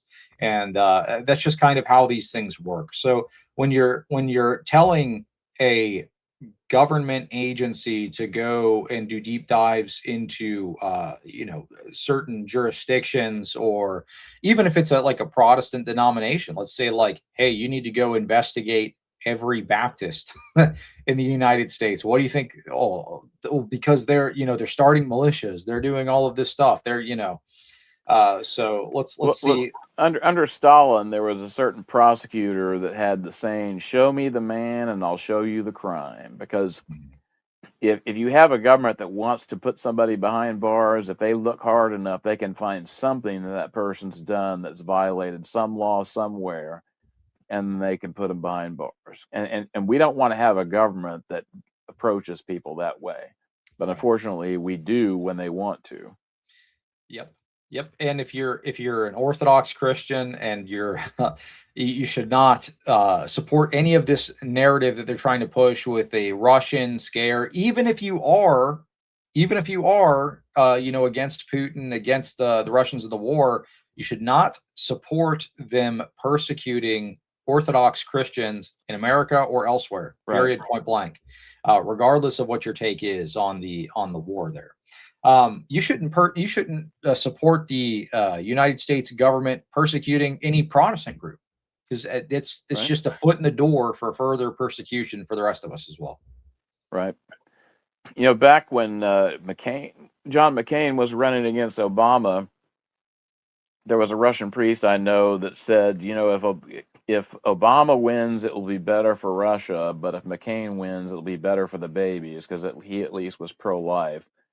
And his conclusion was, well, Russia can take care of itself. I'm going to vote for the babies. Now, John McCain was a pretty bad guy, and I'm not so sure that he would have been a big improvement over Obama. But I appreciate that kind of logic. I mean, Russia can take care of itself. Russia doesn't need me or anyone else to defend them. Right. And whatever's going to happen in the war is going to happen. It doesn't matter what our opinions about it's going to be. But when it comes to persecuting the church, that's where everyone should draw the line and say, no, we're not for that. Absolutely. Yeah, I completely agree. Thomas asks, if memory serves, didn't the Iron icon in Hawaii start streaming myrrh when ROCOR and the ROC reunited? Also, do you know where to find out which parishes the icon is visiting? I think they have a website that gives a schedule of where the icon is going to. But I don't remember exactly when it began weeping because I can't remember what year it happened, but I know when I was at the glorification of St. John in 1994, the original Iveran icon, the Montreal icon, was there, and but that icon disappeared when the caretaker was murdered in Greece, and we still don't know what happened to the icon. But the Hawaiian icon is actually a print of that original Montreal icon that was just mounted on wood, and it started weeping not long after that icon disappeared. So I've never heard it connected with reconciliation, but it certainly hasn't stopped weeping since we've been reconciled with the Moscow Patriarchate. There you go. Yeah, I'm not sure about that either. I know it was it had come visited local to me. I couldn't make it to that particular parish for whatever reason. I ended up going to my own. But I gotta see it at some point. I've heard people say some pretty interesting things about their experience when they've been able to venerate it in person. So I have a choir director who had stage 4 breast cancer, and she had one of the cotton balls from that icon with myrrh, and she anointed herself with it every day, and it remained moist until she was pronounced to be clear of cancer. Wow, praise God. And then I gave her a vial of the myrrh because I wanted to make sure that she stayed well. So yes, that's probably wise. Yes, that is wise. Joe, just want to thank Father John for all the work he has done for Orthodoxy in the U.S., especially during COVID, putting the services online for free. Well, you're welcome. I was glad to do it. Here's an interesting question. My priest told me Rokor is not canonical. Was this true at any point? Well, you used to have people who would say that we were not canonical, but basically, as I mentioned earlier, Patriarch Tikhon issued an ukaz or decree that provided the canonical basis for Rokor's independent existence until the end of the Soviet period. And I think a lot of people in some jurisdictions started to say that we were not canonical because particularly back in the 70s and the 80s, our relationships with other local churches became somewhat strained. I remember when I was a new convert, I was having lunch with an Antiochian subdeacon, and he was talking about all the things about why Rokor was not canonical. and before the conversation was over, and I was explaining to him why those things were not correct, but before the conversation was over, he said, "Have you ever read the book Blessed John the Wonder Worker?" And I said, "Yeah, I have. As a matter of fact, he was a bishop of Rokor, the church that you just said was not canonical." Yeah. But the thing is, since we've reconciled with Moscow, I don't think anybody claims that we're not canonical now, except maybe some old calendars or something like that. But certainly no one in any mainstream Orthodox church would be saying that at this point. Mm-hmm. Yep, absolutely. Alex Soren, good to see you. You just had a good debate with Elijah Yassi, which he had a very good performance in. I think it was very one-sided. Alex definitely dominated that debate. So great work, and good to see you in the chat. It says, Father Whiteford, I watched your justification debate with the Methodist many times. That was an excellent topic. Thank you for your work. I enjoyed that debate quite a bit. It was particularly fun because my background is from the Nazarene Church, which is Wesleyan holiness, and so talking about the theology of John Wesley is something that I actually spent a lot of time preparing for. And the guy that I was talking, there was a Calvinist and a Methodist that were involved in that conversation, and I don't think either one of them really understood John Wesley as well as they thought they did. Right. Alex says he's just watching the Catholic cartel continue to implode on X. Yeah, there was, after the debate, a bunch of the Roman Catholics took to Twitter to kind of post counter narratives and say Alex lost or something, even though there was a live poll during the debate in which half the Roman Catholics watching there said that Alex had won. So yep. It's kind of interesting. There, Eric Ibarra and Elijah Yassi did a stream yesterday which didn't get too many views. I think it was like 1,000 or 2,000 views or something like that. Yeah. Trying to break down the debate. But what they were doing is they deleted all the comments that said that that said that Alex won, because they were trying to push some Yeah. kind of counter narrative or something. They're scrambling, but Well, to paraphrase Jesse Jackson, keep Cope alive. yeah, that's right. That's right. All right, here's a good question. Easy question. What are Father's thoughts on the massive surge in converts in the past 5 years?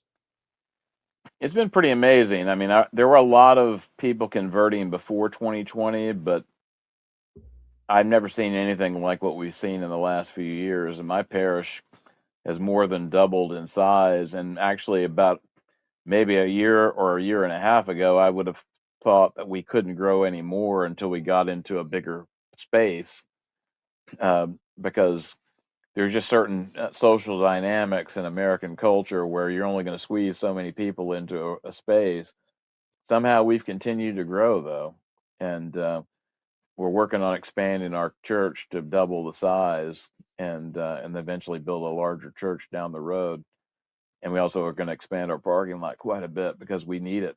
And then after that, we're going to start working on establishing more parishes in the area, because I'm convinced that if I had the clergy and a choir, or at least a choir director, and a little bit of seed money to get somebody into a storefront someplace, I think I could start a dozen parishes in the Houston area, and they would be full within a year or two. Yeah. Oh, I completely believe it. People are hungry.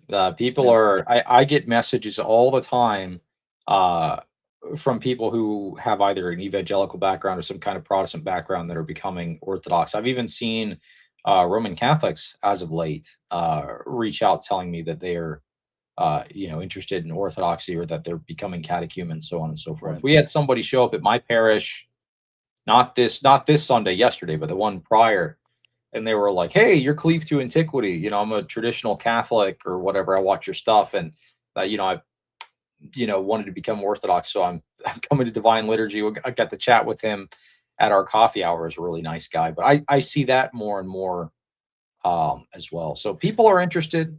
People are coming. It's a Well, flood. I think God, in His providence, the whole COVID thing, I think exposed a lot of Christians for Yes. their lack of faith.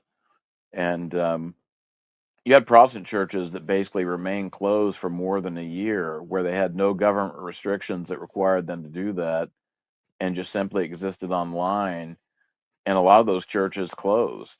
Like Father Moses, I don't want to say this because maybe it's not correct, but there are parishes that have closed because of COVID that Orthodox people have wound up taking over. Yes. And then I think what's going on in the Roman Catholic Church, if you'd told me 30 years ago that the day would come when the Roman Catholic Church would be winking at sodomy, I wouldn't have believed it.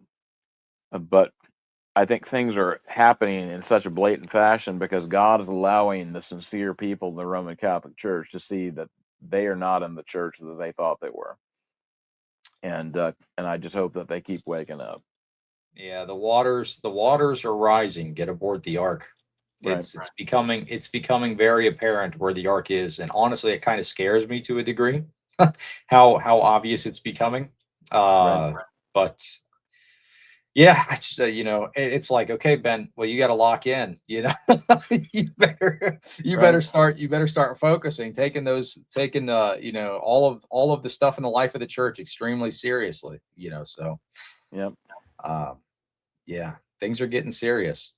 Octavian, $2. Alex equals victory. That's right. I'm excited for Alex's next debate. I think it's going to be with Joe Heschmeyer. Let me know if that's correct, and then let me know what date that is, Alex, because that'll be interesting. The Orthodox lawyer versus the Roman Catholic lawyer. So that'll be cool. Yeah, oh, hold on. Yeah, Alex, I was just actually talking about you with Neil from Dirt Poor Robbins today over the phone. You're saying you did very good in that debate. So we're all proud of you, man. Great job. Orthodox and the OCA. What's the difference between the OCU recognized by the EP and the OCA recognized by the MP as far as granting autocephaly? Interesting question. What makes one different from the other? Well, the thing is, the bishops of the fake church in Ukraine were never legitimate bishops to begin with, and so you can't grant autocephaly to a group of schismatic fake bishops. The Moscow Patriarchate's autocephaly to the OCA. This might offend some OCA people, but if you actually read the autocephaly, it's clearly not a typical autocephaly. It just simply allowed the OCA to be independent, but it also recognized that there were other legitimate Orthodox churches in North America, and that this autocephaly did in no way invalidated their status in the territory, which a full-blown autocephaly would say you are the church in this canonical territory, period. Right. But that's not what that autocephaly actually says. Yeah, interesting to dive into the differences there. Yeah, that's an interesting point. So the OCA really didn't become the only jurisdiction within America that's outside of the norms. Well, the interesting thing about the OCA that a lot of people don't know is that ROCOR and the OCA were part of the same church twice. At the time of the Bolshevik Revolution, we were all in communion with each other, part of the same synod, up until I think it was like 1928 when the OCA separated from ROCOR.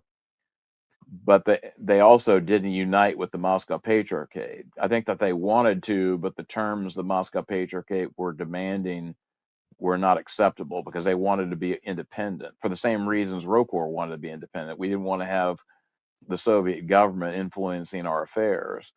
Mm-hmm.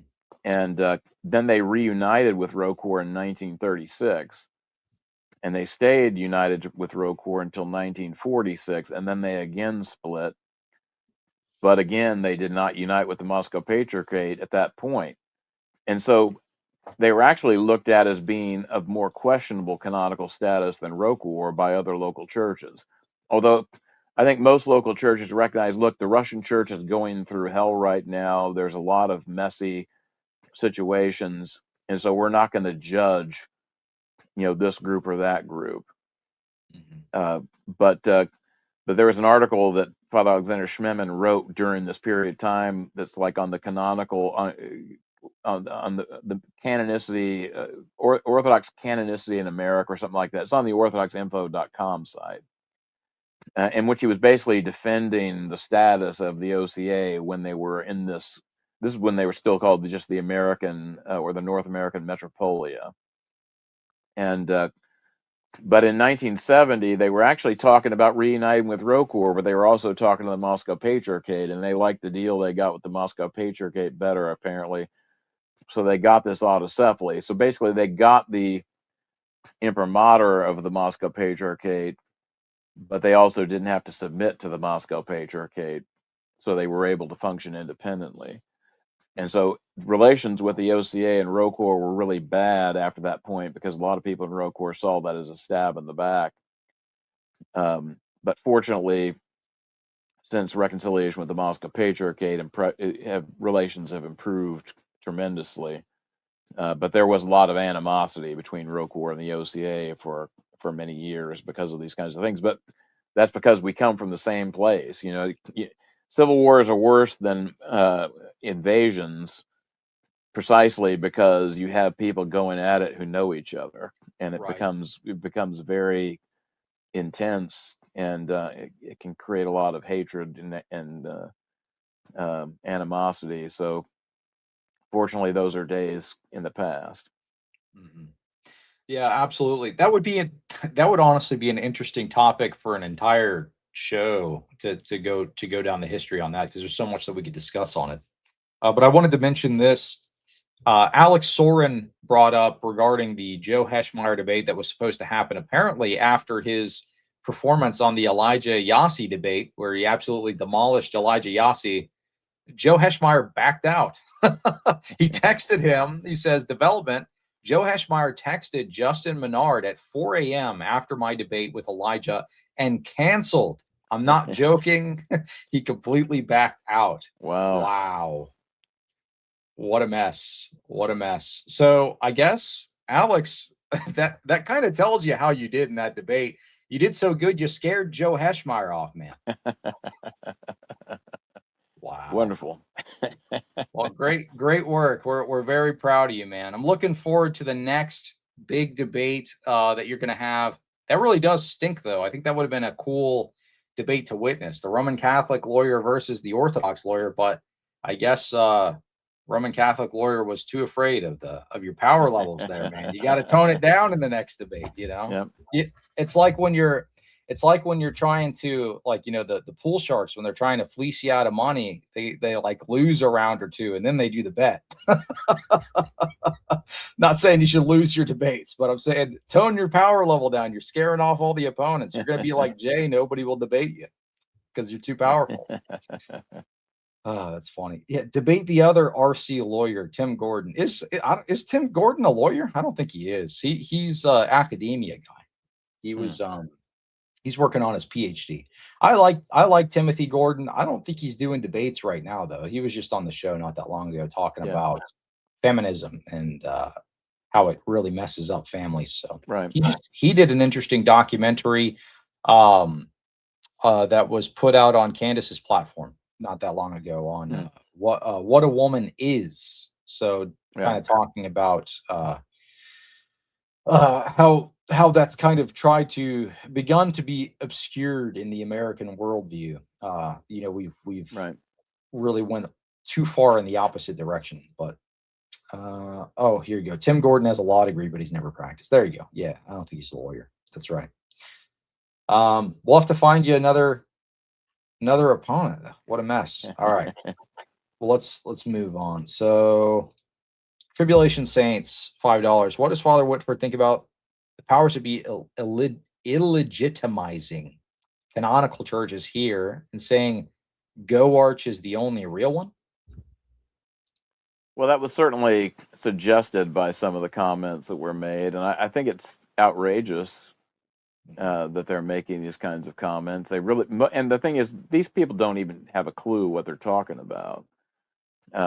Joe Wilson was, and also what's his name, the congressman Chuck Grassley, another cousin of mine, got up on the Senate floor after we had the day of action and was talking about, you know, how the Patriarch Bartholomew is the first among equals, and so therefore his recognition of the fake church in Ukraine makes it all okay. Well, the thing is, Chuck, you don't have a clue what you're talking about. We don't have a pope in the Orthodox Church. So the fact that the Patriarch has this opinion doesn't have any canonical weight in the Orthodox Church because it's his opinion. He doesn't get to just decree things because he's not the Pope. And this is also something when they talk about ROCOR and the fact that we are connected with the Moscow Patriarchate. You know, we commemorate Patriarch Kirill at our liturgies. Well, the thing is, what does that mean in terms of administrative control? Patriarch Kirill cannot order me what to do. Now, the thing is, if Patriarch Kirill got on the phone and talked to my bishop, if he was saying anything that wasn't outrageous, probably my bishop, out of respect, would try to do what he was asking him to do. But if he was asking to do something outrageous, my bishop wouldn't do it, and he would be under any obligation to do it. It's kind of like when you're a grown adult, you have respect for your father because he's senior to you. You owe him a lot.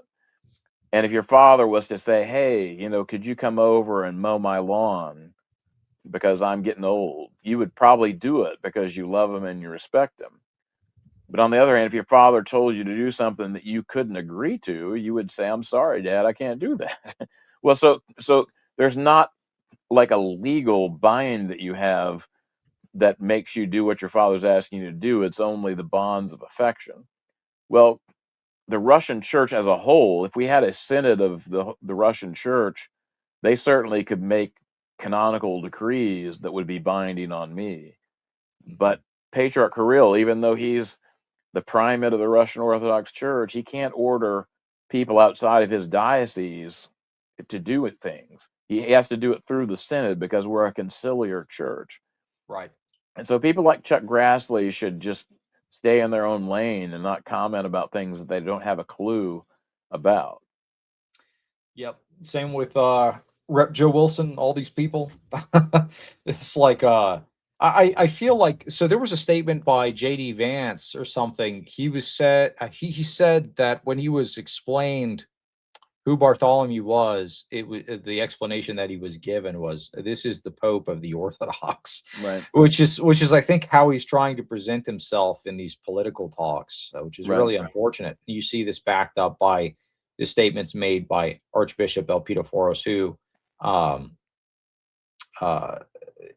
he basically said that he was first without equals, so on and so forth. So, but you might see some change up in the Go Arch hierarchy, because Elpidophoros was just reprimanded not that long ago for his I forget what it was about. I think it was some monetary thing. His performance was not great, so he might actually get replaced sometime soon. So I don't know what's going on there. I wouldn't bet on that. Yeah. But I know he got reprimanded because he did that baptism of the Rena babies for that gay couple in Greece. But I'd not heard about him being reprimanded for any other reason. I think he's the most likely candidate for the next Patriarch of Constantinople, but we'll see. Lord of mercy. I hope that's not the case, but we can pray for sure. But yeah, there was something more recent he was reprimanded for. And then he made a statement shortly after, and he said, my job is to represent Greek national interests, which, come on, man. How are you gonna? Right, and here's the real hoot about Joe Wilson is he's talking about foreign influence on American government, and yet he's getting all kinds of money from AIPAC. Well, if you're concerned about foreign influence on American government, why don't you start with the biggest country that has influence on America, which would be the state of Israel, and the things that they have America do because of that influence are things that are not in America's interest. Correct. America doesn't have. It's not in America's interest to start a war with Iran, for example, but it's in Israel's interest to do that. And it won't be Israeli soldiers getting killed on the battlefield in Iran if we actually do invade the country at some point. It'll be Americans. And so if you're concerned about foreign influence, how about making AIPAC register under FARA? How about that? Let's start there, Joe. Yeah, that wouldn't be a bad start. Battle Tier says, we keep telling you, Ben, simply get the EP on the show for a Q&A. Hey, look, in all honesty, that we talk about the CIA ties and all of this stuff. If somebody, I don't think this would ever happen, but if somebody like Elpidophoros ever wanted to come on the show, I wouldn't give him a softball interview, but I'd be willing to have him on and have a conversation with him. Right. And then, so, maybe a Q&A after, like you said, and then y'all can ask whatever questions y'all want, and then it'll just be in the audience's hands where they want to go with it. But the stuff that I'd asked, I would be a gentleman and let him know what I'm going to say beforehand, so you can try to formulate a decent answer. But I would ask him about why he endorsed, if it was Elpidophoros coming on the show, I'd ask him why he endorsed a book on Freemasonry by Master Mason Nicholas Laus. I'd ask him why he replaced the Eucharistic spoon with plastic spoons during COVID and shut down churches and refused to sign COVID exemptions. I'd ask him about all that. I'd ask him about the Skittles couple baptism, baptizing their baby in somebody else's area. I'd ask him about all that stuff, but I'd let him give his side to it. But I think that would be interesting. I wouldn't turn down that. It would be very dangerous for me to do something like that, but I would be willing to do it. Right. It's not to say that I support what they're doing, by having him on, but it would be a debate where kind of he get pressed a little bit. Which he does come and visit my area sometimes. Octavian, Catholics are experiencing ecclesial anxiety. Well, that's probably true to an extent. And have good reason to. Yep, increasingly in the coming days, I think they'll continue to. But I will say this. Recently, I had a traditional Roman Catholic guy on my show, and the way that the reason I had him on was because I had done the like this week in Roman Catholic news segments that I was like, this is a 7-day news cycle. Look at the number of scandals. Um, if the Roman Catholics aren't going to take the leap to become Orthodox, right? The least that we can do is call out the corruption and the scandals in some kind of unified fashion so that they get corrected. And because this is what I don't want to have happen. There was one story that broke my heart. Michael Lofton from Reason and Theology, whatever you want to say about the man, this was a good story that he reported on. He reported on his bishop was going to move a psycho priest to his parish, relocate a psycho priest to his parish that had basically been tried and convicted of killing and torturing cats by drowning them in cages. Had some, I don't know, he had some kind of mental problem. And he was shortly after that conviction was about to be relocated into Michael Lofton's parish, but him and a bunch of other people called it out. A bunch of the lay people were protesting, saying that they didn't want him to be relocated into active ministry because he was going to be working, at a local parish there. And if that's what's caught on the surface, imagine what's in the background going on. Right. So they had called it out, and the priest actually wrote the bishop and said, "I don't want to be reassigned here." So I think there's some good in that because that could potentially protect the. I'm thinking about as a parent, the children at the church.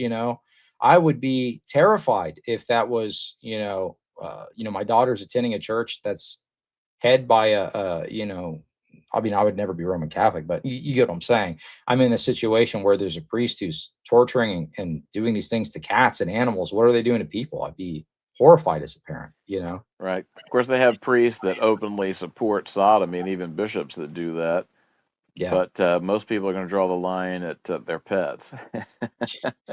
It does seem like that. But the point that I was trying to make was simply that at least in that, I think we can be we could somewhat cooperate as far as calling out the scandal. Not to say that we want them to stay Roman Catholic, but I think that's at least a fruitful way to look at it. Right. All right, let's see. What other questions do I have? And we'll go for maybe another 5 minutes and wrap up here. Okay. Let's see. Orthodox Philip, the UOJ reports Christians and clergy being killed by Russian strikes. I hear a lot of criticism of the Ukrainian government. Why don't we hear more condemnation of Russian attacks on civilians? So we kind of talked about this earlier, but this is kind of like, why don't you report on this? Right. And that's the thing is, as I mentioned earlier, the UOJ is accused of being a mouthpiece of the Kremlin, but they regularly report on things like that the Russian military does. The thing is, I think it's unlikely that the Russian military is intentionally targeting churches. Now, as you mentioned earlier, that one Ukrainian activist was admitting that the Ukrainian military uses churches as staging grounds. Yes. And so if you have Ukrainian military occupying a church, that might explain why the church might get targeted. But the thing is, none of that really matters as far as what we were talking about, because the Ukrainian Orthodox Church is opposed to the invasion. They're not connected to the Russian government, and we're just asking that that innocent people not be persecuted. Why is anybody making excuses for that? The UOJ could report on Ukrainian, the Ukrainian military damage done to churches, but they don't, because they're connected with the Ukrainian Orthodox Church, and they don't want that to be used as proof that the Ukrainian Orthodox Church is doing the work of Putin. But the thing is, in a war, it's inevitable that there's going to be collateral damage anyway. All the military can do is to try to minimize that as much as possible. But particularly under the Geneva Convention, there's no protection for a church building if the military is occupying it. It's a legitimate military target. But what's happened in any given case, in wartime, propaganda is spun out by both sides, and so it's hard to know how much of anything you hear about things like that are true. But thing is, the Ukrainian government bulldozed a church inside of Kiev, the Church of the Ties, a church where there was a miraculous appearance of the Virgin Mary in recent memory, and they just they had a trial. The courts found in the government's favor, and they bulldozed that church in the dead of night. And that was not a result of any military action. That was a result of a government that our taxpayer money is funding. So that should be condemned by everybody, because there's no question about who did it. It was 100% the Ukrainian government, and they bulldozed that church. Why? And why is our tax money paying for that? That's what we should all be asking. Yeah, these are good questions to ask. All right, I'll get to 2 more questions, then we'll wrap up. Pelican Mafia question, Father John. I attend at St. Jonah most Sundays, but I live across town. Military drill weekends make travel to Spring difficult. Can I attend Saturday Vespers at a closer Greek parish on drill weekends?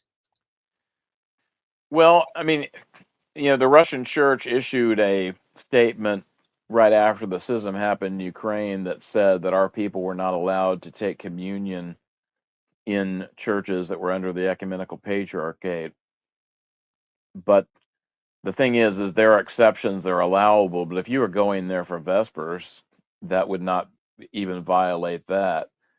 And I was invited to speak in Russia back in 2019, right after all this stuff happened. And one of the things that I pointed out was it's very easy for people in Russia to say, don't go to churches under the ecumenical patriarchate, because you don't have any of them here in Russia.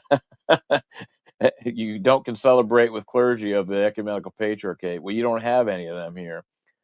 I said, but in the United States, we do have these churches. We're friends with people. We have godchildren and godparents that cross these ecclesiastical lines. And so it really does affect us. And, personally, I wish that they had slightly modified that decree to make it a little bit more precise as to who we weren't celebrating with, and not extend it to laity at all. But I'm not the one that gets to make those decisions. But I pointed all this out to say, hey, maybe give us some consideration next time you're thinking about these things, because it really does affect us. Because I know all the Greek clergy in the Houston area. I don't have a problem with any of them. I think that they're upstanding people. As a matter of fact, one of the priests that was in the Houston area during COVID, when Metropolitan Isaiah had actually issued a decree ordering that they use multiple spoons for communion, and this priest, who probably had a 6-figure salary from the parish that he was the rector of, basically said to Metropolitan Isaiah, I was a cook in the Navy, and I'll go back to being a cook, but I'm not going to do that. And Metropolitan Isaiah, to his credit, a week later retracted his decree and said, I prayed about it and I was wrong. And so I have admiration for both people, but especially for that priest, because he really stuck his neck out for something that mattered at a time when it would have been very easy to have said, well, what am I going to do? I would have to do what I'm told. But he didn't. So I don't have any problem with any of them, but unfortunately, because of that decree, I can't celebrate with these priests, even though I have no problems with them. And it has caused some problems in our clergy association, even though we still meet and we still have pretty good relations.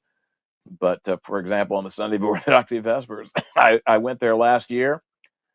I wasn't able to serve because there were Greek priests there. But the last thing I want to do is make them think, well, it'd be nice if you didn't come, because then I could serve. Because I don't. I know it's not their fault. It's just an unfortunate thing. So if you were attending Vespers at a Greek church, it wouldn't be a problem at all.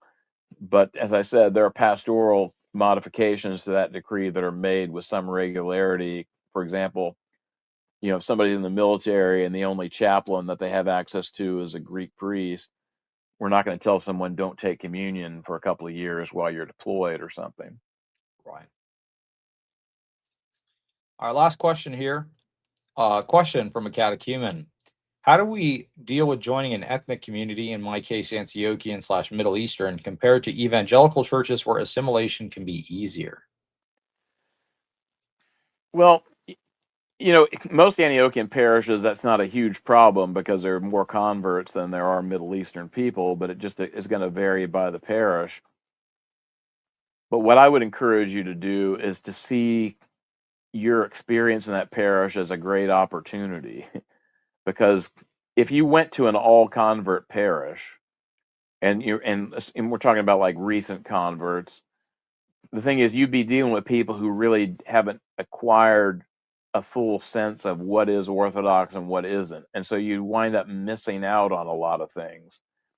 But when you're in a parish where there are lots of people who have been Orthodox for centuries and hundreds of generations, even the people who are not the most pious among them will teach you things that are great.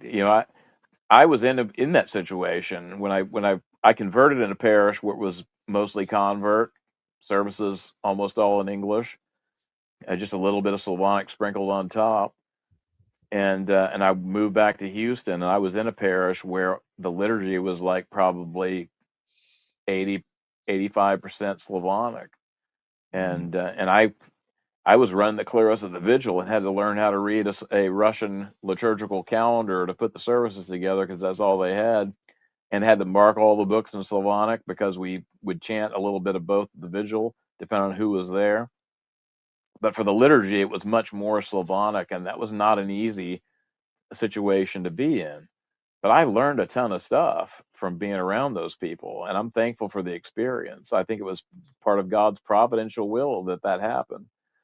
So there's tons of things you can learn, and I would say talk to old people and learn, because the old people that you meet there will have a lot of wisdom and a lot of insight as to what it means to be an Orthodox Christian. I completely agree with that. At my church, we have a men's fellowship once a month on Mondays, and make sure to go. And I always get the most when I talk to the older cradle Orthodox there that'll tell me things that they've experienced living the Orthodox life, and I always walk away from those conversations feeling refreshed, feeling like Yeah. I've gained something. That there's like a little bit of grace imparted from just that conversation, or learning about their experiences. So I agree with you. I think that's super, super important if you're a new convert. Get to know those who have lived the Orthodox life their entire life and ask them questions. Even if you feel, oh, this person doesn't look like the most pious, or this person is, he drinks a beer or something. With this like puritanical mindset stepping in, you can learn quite a bit from speaking to these people. Right. Absolutely. Well, thank you so much for coming on, Father John. I really appreciate it. This was an excellent show. A lot of really good information shared. Is there anything that you would like to plug before we wrap up? Well, you can look at my blog, fatherjohn.blogspot.com, or my parish website, Saint, spelled out SAINT, Jonah, JONAH.org. And my sermons are posted on Ancient Faith Radio. All right. Well, thank you so much for coming on the show, and thank you all so much for watching. God bless.